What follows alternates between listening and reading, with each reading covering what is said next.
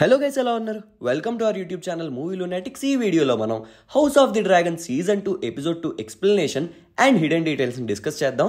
So episode open చేసినట్లయితే king Aegon కొడుకు heir to the Iron Throne అయిన జెహారిస్ని చంపడం వల్ల రెడ్ కీప్లో ఏర్పడిన ఆ పానిక్ అండ్ టెన్స్ సిచ్యువేషన్స్ని డిస్క్రైబ్ చేస్తూ కింగ్స్ గార్డ్ అందరినీ వెతుకుతున్నట్టు హౌండ్స్కి స్మెల్ చూపించి హంట్కి ప్రిపేర్ చేస్తున్నట్టు చూపిస్తారు. ఈ సీన్లోనే మొత్తం అందరూ ఒక గోల్లో ఉంటే నీట్గా క్రిస్టిన్ కోల్ గారు మాత్రం సైలెంట్గా యోగా నుంచి రిటర్న్ అవ్వడం కూడా చూడొచ్చు మనం. అయితే కొడుకు పోయాడన్న బాధలో కింగ్ ఏగాన్ తన బాధని కోపాన్ని ఎక్స్ప్రెస్ చేయడం చూడొచ్చు. ఆ బాధలో సీజన్ 1లో కింగ్ విసేరిస్ కింగ్స్ ల్యాండింగ్ని ఈ విధంగా డిజైన్ చేయాలి అని పెట్టుకున్న ఓల్డ్ వెలేరియా ప్రోటోటైప్ లాంటి మోడల్ని ఏగాన్ తన కొడుకు పోయాడన్న బాధలో విరగ్గొట్టేస్తూ traitors and villains I declare war అని అరుస్తూ తన లోపల ఉన్న బాధని కోపాన్ని ఎక్స్ప్రెస్ చేస్తాడు. ఇంకో పక్కన విషయం తెలుసుకున్న ఏమండ్ అసలు ఏం జరిగిందో ఎగ్జామిన్ చేయడానికి తన ఛాంబర్స్కి వెళ్ళి చూడగా తను అండ్ క్రిస్టిన్ కోల్ ముందు రోజు రాత్రి స్ట్రాటజీస్ డిస్కస్ చేసుకుంటూ ఆ టేబుల్ మీద పెట్టిన కాయిన్స్ ఉండవు అండ్ ఒకటి మాత్రం కింద పడిపోయి ఉంటుంది. దీన్ని బట్టి ఏమండ్కి అర్థమవుతుంది అసలు ఆ అసాసిన్స్ అయిన blood and cheese main target Aemond అని.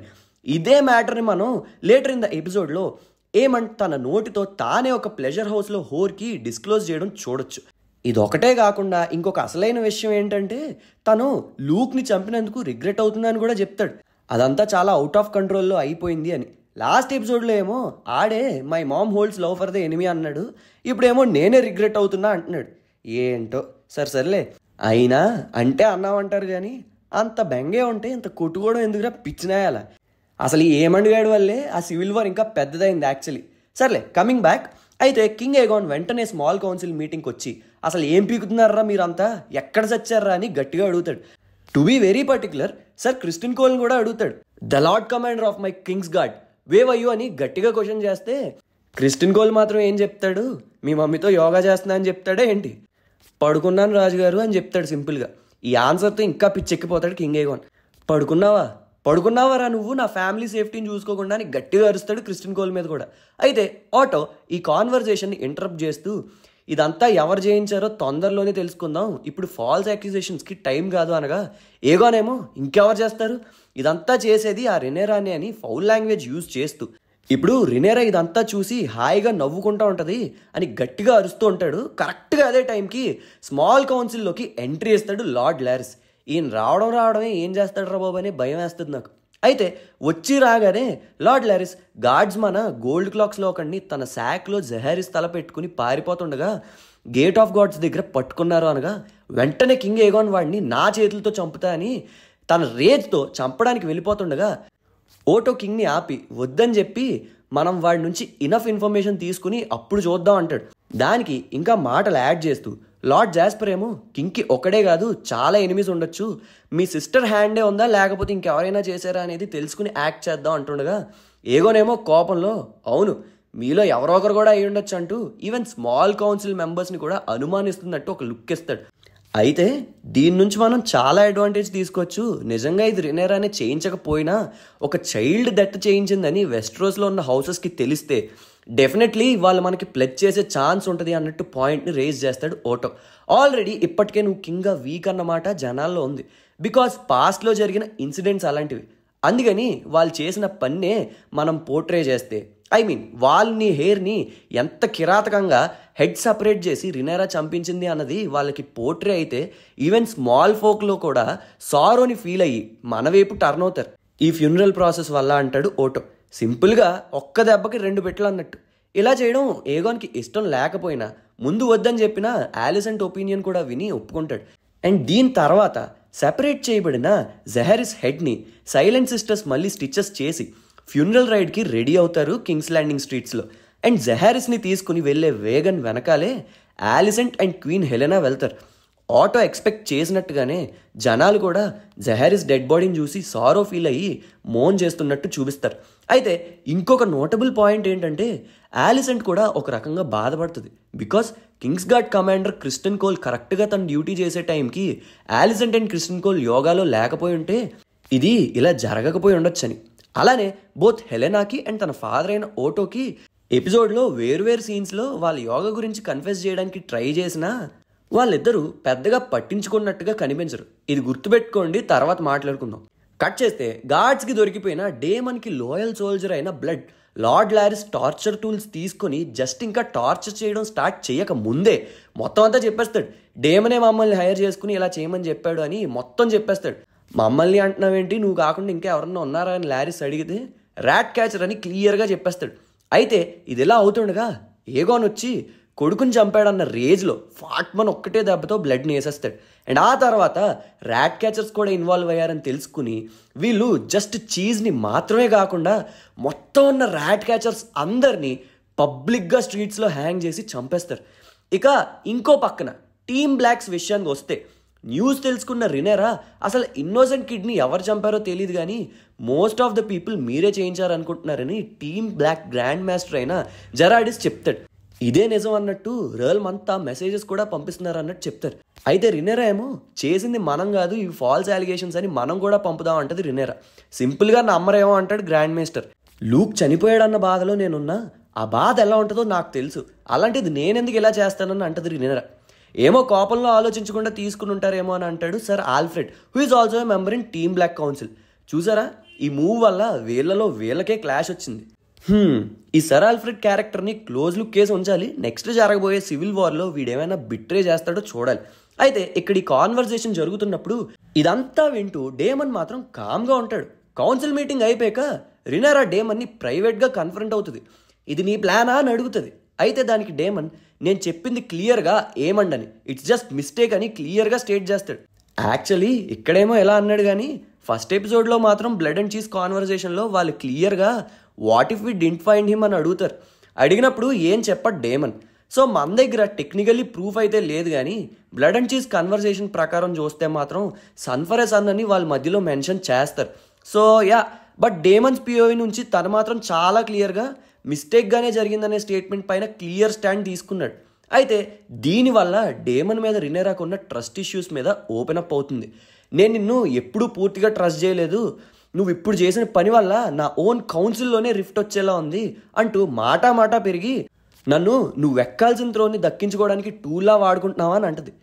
అయితే దీనికి ఆన్సర్గా డేమన్, సర్ ఎరిక్, నా బ్రదర్ విసేరిస్ క్రౌన్ తెచ్చినప్పుడు నేనే నీకు పెట్టింది, I am the one to do that అంటాడు. అయితే రినేరా, ఇప్పటికైనా నన్ను క్వీన్గా యాక్సెప్ట్ చేస్తున్నావా లేదా నీకు దక్కాల్సింది నా వల్ల పోయింది అనుకుంటున్నావా అని డేమన్ అడగ్గా, అయితే డేమన్కి ఇక పిచ్చ కోపం వచ్చి ఫైర్ అయిపోతాడు రినేరా మీద. మీ నాన్న నిన్ను successor and heir to the ఐరన్ థ్రోన్గా ప్రకటించింది నువ్వేదో తెలివైన దానివో లేక ఏదో పొడి చేస్తావని కాదు, నేను strongest son among the both అని ఒప్పుకోలేక అండ్ నా వేలో థింగ్స్ని డీల్ చేయలేక. ఇక్కడ నా వే అంటే వైలెంట్ అండ్ బ్లడ్ స్పిల్లింగ్ వే అని అర్థం. సింపుల్గా చెప్పాలంటే దేన్నైనా వైలెంట్ వేలో ట్రీట్ చేసే విధానంకి భయపడి అన్నట్టు పోర్ట్రే చేస్తాడు.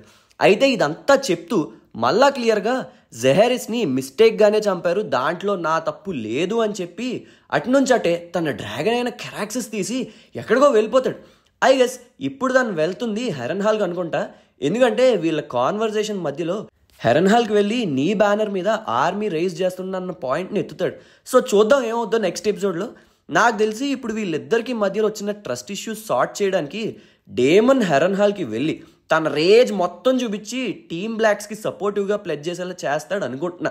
ఎందుకంటే ప్రస్తుతం హెరన్ హాల్ హౌస్ స్ట్రాంగ్స్ కంట్రోల్లో ఉంది, తెలుసుగా స్ట్రాంగ్స్ అంటే ఎవరు. సో ఇలా చేసి మళ్ళీ రినేరా ట్రస్ట్ని పొందుతాడు అనుకుంటా. పిచ్ ఎక్సైటెడ్ ఉన్నా మా పిచ్చి డేమన్ గాడు ఏం చేస్తాడు నెక్స్ట్ ఎపిసోడ్లో అని. కమింగ్ బ్యాక్, అయితే డేమన్ వెళ్ళిపోగానే అక్కడికి బేలా వస్తుంది రినేరా పిలిచిందని. అప్పుడు రినేరా మార్నింగ్ స్టార్ట్ అయ్యాక నీ డ్రాగన్ మీద వెళ్ళి కింగ్స్ ల్యాండింగ్ మీద ఒక కన్నేసి ఉంచు, వాళ్ళ మూమెంట్స్ నాకు తెలియాలని చెప్తుంది బేలాతో. అయితే ఇంకో పక్కన కింగ్స్ ల్యాండింగ్లో చనిపోయిన జెహెరిస్ బెడ్ మారుస్తున్నప్పుడు ఆ బ్లడ్తో ఫిల్ అయిన బెడ్షీట్స్ని చూసి ఎక్కడో క్రిస్టన్ కోల్కి చిన్నగా మనసు లాగుద్ది. నిజాలు మాట్లాడుకోవాలంటే ఒక కింగ్స్ గార్డ్గా ఇది అసలు తన డ్యూటీ. అసలు ఆ ఆలిజెంట్తో యోగా చేయకుండా తన డ్యూటీ చేసి ఉంటే మేబీ సేవ్ చేసేవాడేమో. అయితే ఇప్పుడేం చేస్తాడంటే ఎరిక్ ట్విన్స్లో ఒకరైన గ్రీన్స్ తరపున సర్ యారిక్ దగ్గరికి వెళ్ళి అసలు తప్పు కోల్డ్ అయితే సర్ యారిక్ని బ్లేమ్ చేయడానికి ట్రై చేస్తాడు. అసలు నువ్వు ఎక్కడున్నావు మర్డర్ టైం కంటే యారిక్ అప్పుడు నన్ను కింగ్ ఏగాన్ తన కంపానియన్స్తో థ్రోన్ రూమ్ దగ్గర గార్డ్ చేయమన్నారని అక్కడే ఉండి నా డ్యూటీ చేస్తున్నా అంటాడు. సరే నా సంగతి అటుంచు, అసలు నువ్వెక్కడున్నావు? క్వీన్ హెలెనాకంటూ ఒక స్వాన్ ప్రొటెక్టర్ని పెట్టకుండా అసలు నువ్వేం చేస్తావని తిరిగి క్వశ్చన్ చేస్తాడు కోల్ని సర్ యారిక్. దీన్ని బట్టి మనకు అర్థమైపోతుంది సార్ క్రిస్టియన్ కోల్ యోగాసనాల మీద పెట్టిన శ్రద్ధ డ్యూటీ మీద పెట్టట్లేదు and he's failing as Kings garden. నిజం చెప్పాలంటే సార్ యారిక్ గట్టిగానే తగులుకున్నాడు క్రిస్టియన్ కోల్ని. అయితే అలా అనేసరికి ఇంకా చేసేదేం లేక క్రిస్టియన్ కోల్, నీ ట్విన్ బ్రదర్ పెద్ద ట్రేటర్, నువ్వే వాడికి చెప్పుంటావు ఇలాంటి ప్లాన్స్ అన్ని అని దబాయించడానికి ట్రై చేస్తాడు. అండ్ సర్ యారిక్ మీదకి బ్లేమ్ తోసేయడానికి ట్రై చేస్తాడు. నీ వాచ్లోనే ఇలా జరిగింది, నువ్వు ఇలా బిట్రే చేసావు అంటాడు. అయితే సర్ యారిక్ ఇంకా చేసేదేం లేక ఒప్పుకుంటాడు. ఈ క్రిస్టియన్ కోల్ గని చూస్తుంటే ఒళ్ళు మంట వచ్చేస్తుంది నాకు. అయితే ఒక చిన్న ప్లాన్ వేస్తాడు. నువ్వు ఎలానో చూడడానికి మీ ట్విన్ బ్రదర్ లానే ఉంటావు కదా, సో డ్రాగన్ స్టోన్కి వెళ్ళి సింపుల్గా నీ ట్విన్ బ్రదర్లా యాక్ట్ చేసి వెళ్ళి రినేరాని చంపేసిరా, నీ ట్రస్ట్ వర్దినెస్ని నిరూపించుకుని రాబోయే వార్ని ఎండ్ చేయని అంటాడు. ఇంకేం అనలేక సరే అని ఒప్పుకుని డ్రాగన్ స్టోన్కి బయలుదేరతాడు సర్ యారిక్. అయితే ఇంకో పక్కన అసలు హ్యాండ్ అయిన ఆటో ఒపీనియన్ కూడా అడగకుండా ర్యాట్ క్యాచర్స్ని పబ్లిక్గా హ్యాంగ్ చేసి చంపేశారని ఈ ర్యాష్ డెసిషన్ తీసుకున్నందుకు గాను ఆటో హైటవర్ ఏగోన్ మీద చాలా కోప్పడి, మనకి స్మాల్ ఫోక్ ఆర్ జనాల దగ్గర వర్కౌట్ అయిన సింపతి మొత్తం పెంట చేసావు, ఓన్లీ మర్డరర్ని కాకుండా మొత్తం ర్యాట్ క్యాచర్స్ని చంపడం వల్ల వాళ్ళ ఫ్యామిలీస్ మొత్తం వచ్చి రెడ్ కీప్ గేట్స్ దగ్గర నిన్ను కర్స్ చేస్తున్నారని ఫ్యూరియస్ అయి తిడతాడు. అయితే ఏగోనేమో, కనీసం నేను అదన్నా చేసా, నువ్వేం చేసావు, నాకు ఊరికే కూర్చుని రేవన్స్ పంపడం తప్ప నాకు చేతలు కావాలి మాటలు కాదు, I wish to spill blood not ink అంటాడు. అలా అని సార్ క్రిస్టియన్ టైంకి రెస్పాండ్ అయ్యి యాక్ట్ చేశాడు అంటాడు. నువ్వేం చేయలేదు అంటాడు. అది విన్న ఆటో హైటవర్ షాక్కి గురయ్యి ఏం చేసావు అని అడగ్గా తను యారిక్తో రినేరాని చంపించడానికి వేసిన ప్లాన్ని చెప్తాడు. ఏం బేవర్స్ పంచాయతీలు చేస్తున్నారా బాబు, మీరిద్దరూ మొత్తం పెంట చేస్తున్నారా మీరు అన్నట్టు ఒక లుక్ ఇచ్చి, కనీసం నన్ను అడగవా ఇది చేసే ముందు, కనీసం కన్సల్ట్ చేయవా మన స్మాల్ కౌన్సిల్ అయినా అని.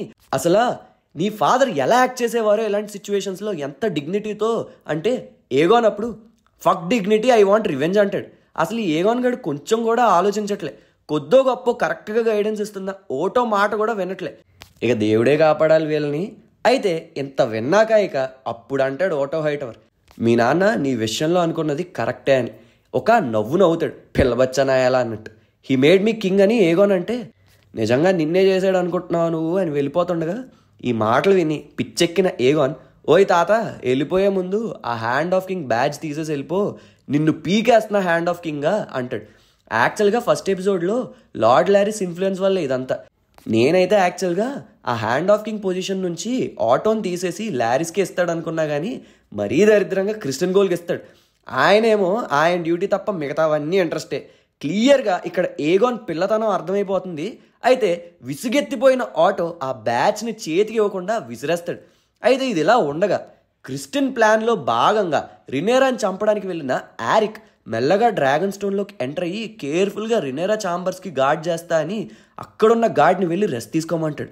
అయితే ఈయన ఎంటర్ అవుతున్నప్పుడే మిసారియా తనకి హెల్ప్ చేసినందుకు గాను ప్రెజర్ నుంచి వదిలేస్తా అని మాటిచ్చిన డేమన్ లేకపోయినప్పటికీ డీల్లో తన పాత్ర ఏంటో తెలుసుకోవడానికి రినేరా మిసేరియాని పిలిపించి తన తప్పేం లేదని తెలుసుకొని తనని పంపించేస్తుండగా మిసారియాకి కరెక్ట్గా డ్రాగన్ స్టోన్లో సర్ యారిక్ ఎదురవడం అండ్ తను గుర్తుపట్టడం వల్లే తెలిసిందో లేకపోతే టీమ్ బ్లాక్ తరపున సర్ ఎరిక్కే డౌట్ వచ్చిందో తెలియదు, కానీ సర్ యారిక్ రెనేరా మీద అటాక్ చేసే టైంకే కరెక్ట్గా సర్ ఎరిక్ కూడా అక్కడికి వచ్చి ఇద్దరు చాలా గట్టిగానే కొట్టుకుంటారు. గ్రీన్స్ తరపున వచ్చిన యారిక్ని మొత్తానికి చంపి ఎరిక్ విక్టరీ సాధించినప్పటికీ తన క్వీన్ని సేవ్ చేసే డ్యూటీలో ఫెయిల్ అయ్యాడని తనను తానే పొడుచుకుని చనిపోతాడు. ఈ సీన్ నాకైతే చాలా ఎమోషనల్గా అనిపించింది. Not fair man, not fair. Team black ఒక చాలా మంచి లాయల్ నైట్ని కోల్పోయింది. అయితే ఇంకో పక్కన ఆటో యాలిసెంట్తో కౌన్సిల్ నుంచి and hand of the king position నుంచి నన్ను పీకేశాడు నీ కొడుకని కేవలం వెంజన్స్ కోసం ఆలోచిస్తున్నాడు తప్ప రియల్మ్కి లాంగ్ రన్లో ఏది కరెక్టో తెలుసుకోలేకపోతున్నాడు. ఇంకా ఎక్కడుంటూ వీళ్ళు చేసే బ్లండర్స్ని నేను చూడలేను, ఓల్డ్ టౌన్కి వెళ్ళిపోతా అంటాడు ఓటో. అక్కడ యాలిసెంట్ 4వ కొడుకైనా డేరన్ టార్గేరియన్ ఉన్నట్టు మెన్షన్ చేస్తాడు, కానీ ఎప్పటి వరకు మనం తనని షోలో చూడలేదు. అయితే ఇప్పుడప్పుడే అక్కడికి వెళ్ళొద్దు, నువ్వు హౌస్ టైరల్స్ దగ్గరికి వెళ్ళి వాళ్ళ సపోర్ట్ని డ్రా చెయ్యి అంటుంది యాలిసెంట్. తొందరలోనే మళ్ళా నిన్ను హ్యాండ్గా చేసేలా కౌన్సిల్లో ఏగన్ని నేను ప్రిపేర్ చేస్తా అన్నట్టు మాట్లాడుతుంది యాలిసెంట్. అయితే ఇందాక చెప్పాను చూడండి గుర్తుపెట్టుకోమని, ఎలానో వీళ్ళ యోగా విషయం తెలిసిన హెలెనా పట్టించుకోవట్లే అండ్ ఓటో కూడా పెద్దగా కేర్ చేయలే. ఇంకా దొరికిందే ఛాన్స్ అని మళ్ళా వెరైటీ థీమ్డ్ యోగా స్టార్ట్ చేస్తుంది యాలిసెంట్ సర్ క్రిస్టియన్ కోల్తో. అక్కడితో ఎపిసోడ్ 2 అయితే ఎండ్ చేశారు. నాకు తెలిసి నెక్స్ట్ ఎపిసోడ్లో బేలా చేతిలో క్రిస్టన్ కోల్ గడో లేకపోతే వీళ్ళ స్ట్రాటజీకి బేలా బలవడం ఫిక్స్ అనుకుంటున్నా. ఎందుకంటే సేమ్ షాట్స్ని మనం ట్రైలర్లో చూసాం. అండ్ డేమన్ ఏమో హెరన్ హాల్లో హీరోయిజం చూపించే సీన్స్ని ఎక్స్పెక్ట్ చేస్తున్నా. చూద్దాం ఏమవుద్దో నెక్స్ట్ ఎపిసోడ్లో. ఈ ఎపిసోడ్ కొంచెం స్లోగా ఉన్న కావాల్సిన ఎలిమెంట్స్ అండ్ ఆస్పెక్ట్స్ని బాగానే కవర్ చేసింది. కావాల్సిన అంటే యోగానేగా అనుకోకండి, ప్లాట్ ట్విస్ట్లు ఎట్సెట్రా ఎట్సెట్రా అని దాని అర్థం. So yeah, that's all for this video guys. Hope you guys like the video. ఈ వీడియో కనుక మీకు నచ్చినట్లయితే మేము ఎప్పుడు చెప్పేదే అండ్ మీరు ఎప్పుడు వినేదే లైక్ చేయండి, షేర్ చేయండి, మన ఛానల్కి సబ్స్క్రైబ్ చేసుకోండి. Please do follows on Instagram and Facebook @MovieLunatics. మళ్ళీ నెక్స్ట్ వీడియోలో కలుద్దాం. అంతవరకు సెలవు. సైనింగ్ ఆఫ్ మీ మూవీ లునాటిక్స్.